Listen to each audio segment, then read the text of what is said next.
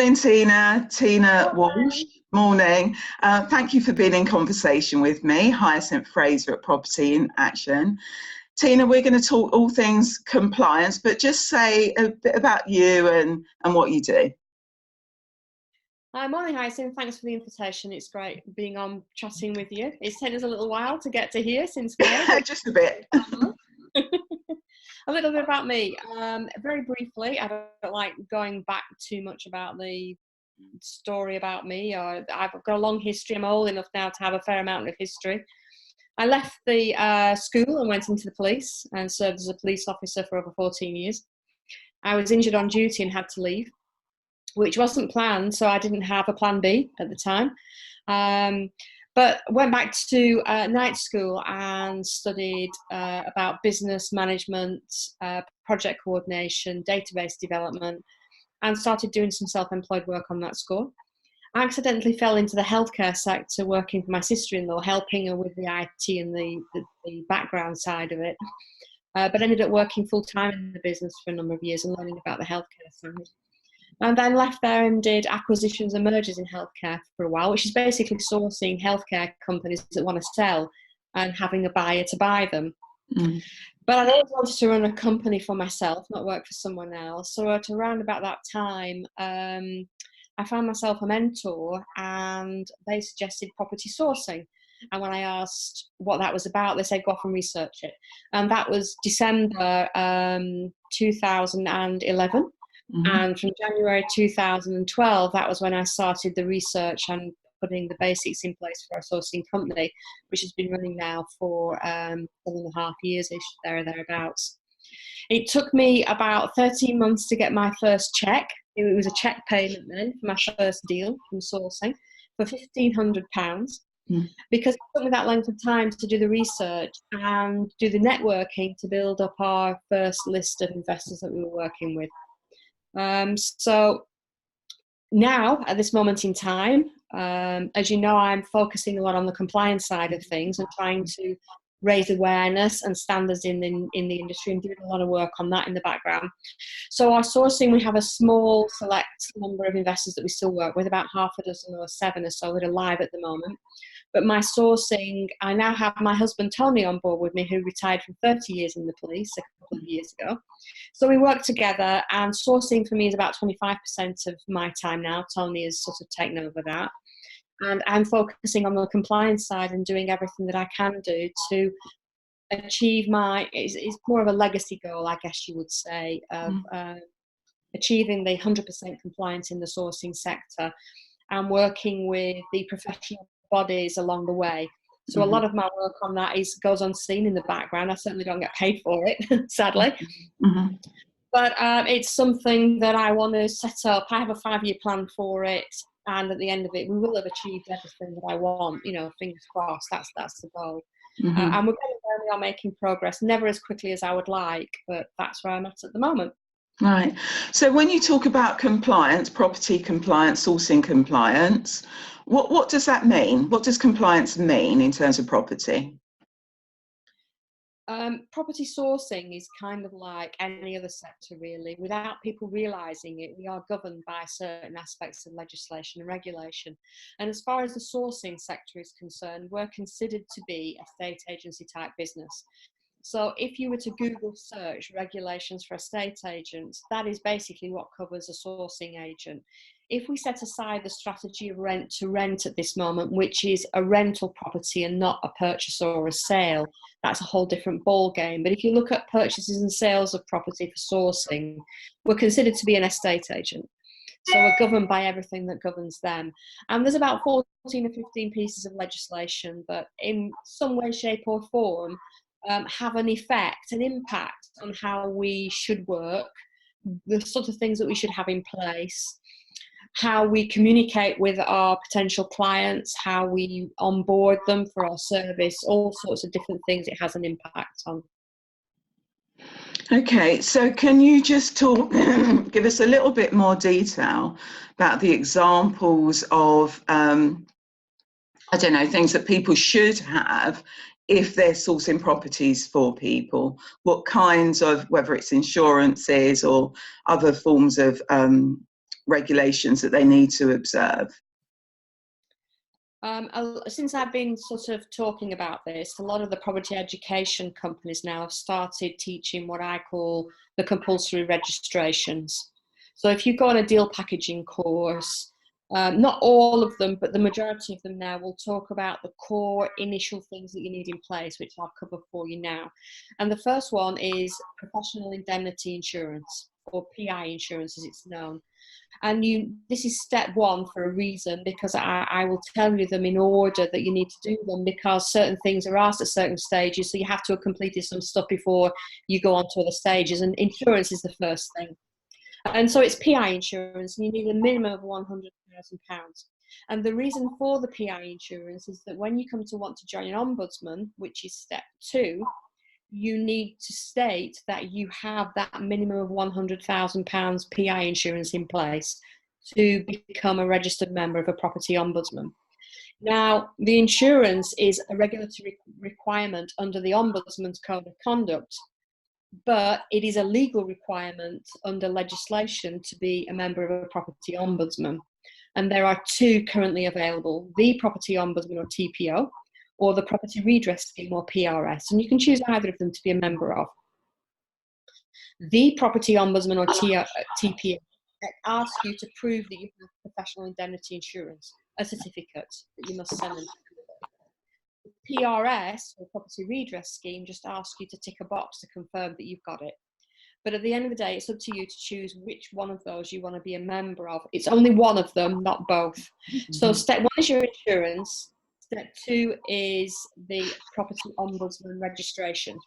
Step 3 is to register with Information Commissioner's Office for data protection supervision. And step 4 is to register with HMRC for anti-money laundering supervision. So those are your 4 key steps. Mm-hmm. But I would say a lot of training companies now are covering and telling you that you need to register with those. Mm-hmm. My concern about that, and a huge issue for the industry at this moment in time, from my perspective, what I'm seeing is that people coming off these courses believe that the registrations are the start, the mid, and the end of compliance. And actually, those 4 things that I've just told you about are actually the tip of the iceberg. It's just the first step. For anyone that already works or has a job in heavily regulated industries, such as the healthcare where I worked, or finance or legal, accountancy, that kind of thing, they know that registering with the appropriate bodies is just a registration. Mm-hmm. There is also a requirement of minimum standards, Hyacinth, and it is no different for us as an estate agent sitting at business. There are minimum standards required under our core governance, which is the Estate Agents Act 1979, various other pieces of legislation and regulation, but certainly the ones that people will probably have heard of is GDPR, mm-hmm. and HMRC and anti-money laundering. Mm-hmm. And so there are a lot of things that you have to have in place for your day-to-day running of your sourcing company, which isn't your registration. It's abiding by their code of conduct or minimum standards required once you're registered. Mm-hmm. That is the problem at the moment that I'm finding. A lot of sources are declaring themselves as fully compliant when actually all they've done is registered and they've got insurance. And so that's my issue at the moment. We've got people recognising compliance and talking about it, which is fantastic. Mm-hmm. But now what we have to do is we have to say your registrations are the tip of the iceberg. There is a lot more underneath that you need to have an understanding of. And how I explain it to people is when you went into your job that you're doing now, originally on day 1, you hadn't got a clue what you were doing. Mm-hmm. In month 1, you didn't. In the first 6 months, you might have had a better idea, but you're still a huge learning curve. And so is sourcing. You have to treat it as a professional business. My concern is that it's being taught as something that you can do from your kitchen worktop very quickly, very quick to set up, 0 cost entry, mm-hmm. and you can have it in the bank within 4 weeks, 6 weeks, 2 months. Mm-hmm. And for me, if you are compliant, that isn't the case. For one, your registration for AML may not come back within the first 3 months. Mm. 2, you and I both know if you're purchasing a property, it can take 12 to 16 weeks to get that deal over the line. Mm. How on earth are you going to get your first money in the bank account within 4 weeks? Mm. but that's because we have an understanding of the industry. It's the roses around the door store that's being sold in some training, with some training providers. Concerns me that I get people coming to me and saying, if I had understood the level of compliance that was required, Tina, I would have known that sourcing wasn't for me. And that is a huge issue, because we're churning out hundreds of sources a month, I believe, or potential sources a month. How many of them have forked out thousands of pounds and will never ever do anything for it? And don't get me wrong, you can say the same about any other training course. I'm sure that we've all been on training courses that we decided it wasn't for us and it's on the bookshelf. You know, we've all done that, and it can be the case. But for sourcing, people are not aware as to the full extent of the requirement of compliance before going on the courses, and they're announcing themselves as fully compliant. And I will ask them one or two questions, such as, do you have a GDPR policy in place? Do you have an anti-money laundering risk assessment in place? And when the comment comes back as no, I know that they're not fully compliant, and I can tell them that. But the other issue that they've got is, if they're registered for these bodies, believe themselves to be compliant, their heads are above the parapet, Hyacinth, now. They're visible to the governing bodies because they're registered. And in February this year, HMRC checked their database for estate agency businesses, and as a sourcer, when you register with HMRC, you register as an estate agency business. And in 1 week, they went out and did spot checks on 50 different businesses. In that 1 week, they issued fines exceeding £300,000. Not because those estate agency businesses were laundering cash, but because they didn't have the legal requirements in place to operate as a business governed by money laundering. That minimum standard that you require. And everyone comes to me and says, I'm registered, but what is the minimum requirement? You need to have an understanding. You need to have an understanding of general data protection regulations to run a business. And that sourcing is any less of a business than an accountancy or a solicitor. You know, you're using people's money and sourcing an investment property, tens, if not hundreds of thousands of pounds. There's a responsibility that comes with that, Hyacinth. So if people have registered, so that's the basics, but then there's all of that stuff underneath it that you've spoken about. Where do they go to find out about what it is that they actually need? So, you know, they've registered for, is it ICO, did you say? Yeah. But have they got a GDPR policy in place, for example? Where do they go to find out that level of detail? Where do they drill down for all of that information? There's a lot of information on the ICO website. Okay. But if you go to your, when you register with your ombudsman, if you go onto their site, there's tons of information on your ombudsman site as to how to be compliant as an estate agency business. By the way, when we're registering with an ombudsman, we should register as a buying agent, not as an estate agent, because the code of conduct is slightly different. You know, I said I was working in the background on some things. I'm working with the property ombudsman and the National Trading Standards team to develop our own code of conduct for sourcing, which I'm writing. And by the end of this year or early 2020, we will have our own professional association, which will sit alongside ARLA and the NAEA. So we will be independent and recognised as such. That's not the case at the moment. So at the moment, when you go to register with a property ombudsman as a sourcer, you need to register as a buying agent, not as an estate agent, because the code of conduct isn't quite, neither of them are quite right for us, but the buying agent code of conduct is the best match. Each of the sites that you register for, whether it's an ombudsman, because they have a code of conduct that you must abide by, and you must ensure that you have everything in place to be fulfilling your minimum standards of that code of conduct. ICO for GDPR, they've got tons of information. HMRC for AML, they've got loads of information. If you go to the National Trading Standards Estate Agency team, NTC site, they have got guides for estate agency type businesses.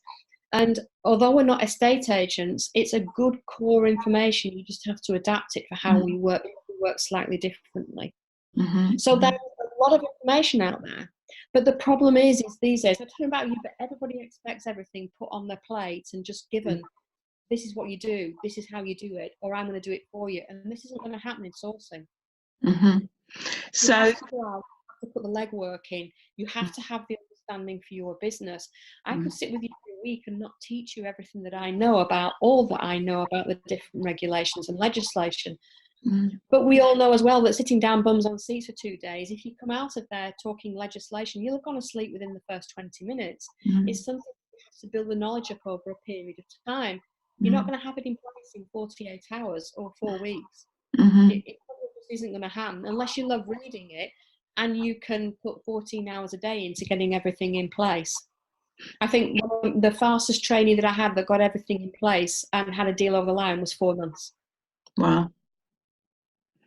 And they really had, they were really focused, they really hammered it, they put everything in place, they were networking whilst they were doing the setup side and everything, and they had their first deal in the bank and sorted within 4 months of training. But that is really fast, you know. Some people it takes an awful lot longer. There is a lot of information out there, but you have to, if you Google regulation guides for estate agents, there's tons of information that comes up, but you're going to have to download it, print it, or read it however you read it, and read through it and make notes and understand how it affects how we work as sources and what we have to have in place to be compliant with all of those pieces of legislation. Okay, so at the start you talked about 4 key regulations that we need to, as sources, sign up to. So you included the Ombudsman, ICO, and a couple of others. So if we drill down a little bit further, so they're really the must-haves. What are the nice-to-haves as a deal sourcer in terms of registrations? What is the what? Sorry, so we talked about the 4 as the must-haves, if you like, as a sourcer, and then drilling down a little bit further. What are the nice-to-haves? What are the other regulations that sources could sign up to if they chose to? You can sign up to any amount of RLAs or RLAs or any NAEAs, it'll have you, but it doesn't enhance your compliance at all. Okay. The core are the 4, and having a really, really good understanding as to the compliance undertakings under those. But there are also a lot of other regulations and legislation, which I don't want to spiel off for you because it won't mean anything to anyone. If you set up a limited company, there are minimum standards required for the running of that. If you communicate with people electronically, there are minimum standards required for that. As we all know, if you have a website now, cookie policy and all that sort of thing, there are minimum standards required for that.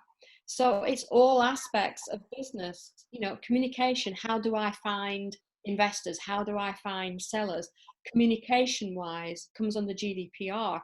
What can you do legally with regard to that?